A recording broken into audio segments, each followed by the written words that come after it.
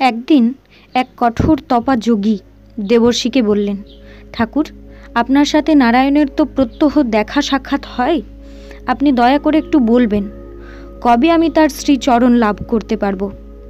দেবর্ষি বললেন, ঠিক আছে, আমি জিজ্ঞাসা করে আসব। পথে শান্তিরাম নামে এক গাঁজাখোর পাগল চিৎকার করে বলছে, ভগবান, তুমি কি একবারও দেখা দেবে না?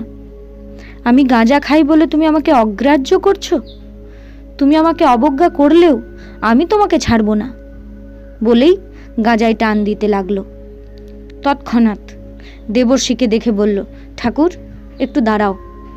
তুমি তো ভগবানের কাছে যাচ্ছ, তার কাছ থেকে আমার প্রশ্নের একটি উত্তর নিয়ে আসবে। কি তোমার প্রশ্ন? আমার প্রশ্ন হচ্ছে, ভজন পূজন সাধন বিনা আমার গাঁজা ভিজবে কিনা?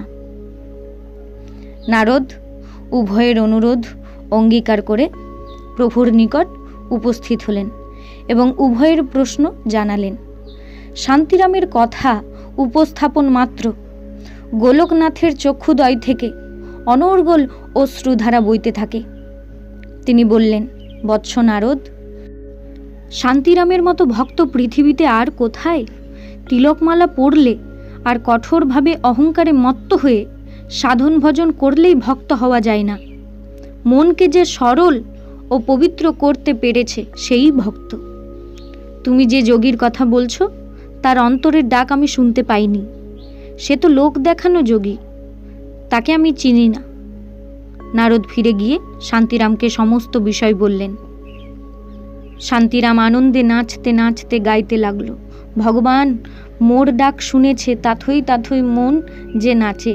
শান্তিরাম তুই বগল বাজা, গোলকে তোর ভিজলো গাঁজা।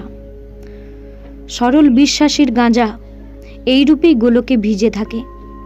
জরা ব্যাধির আচরণ কি ছিল? প্রহ্লাদ ধ্রুবর বয়স কত ছিল? গজেন্দ্রের বিদ্যা কত ছিল?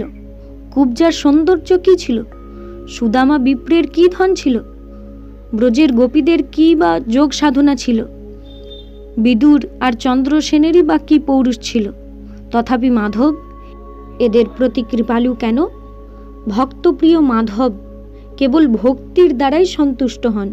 তিনি ভক্তির কাঙাল। সরল বিশ্বাসের সহিত যে তাকে চায় সেই তাকে পায়। ভক্তিহীন কঠোর সাধনার কোনো মূল্য নেই। শুদ্ধ ভাব ভালোবাসা ও সমদর্শী না হলে ভজন সাধন সব ব্যর্থ।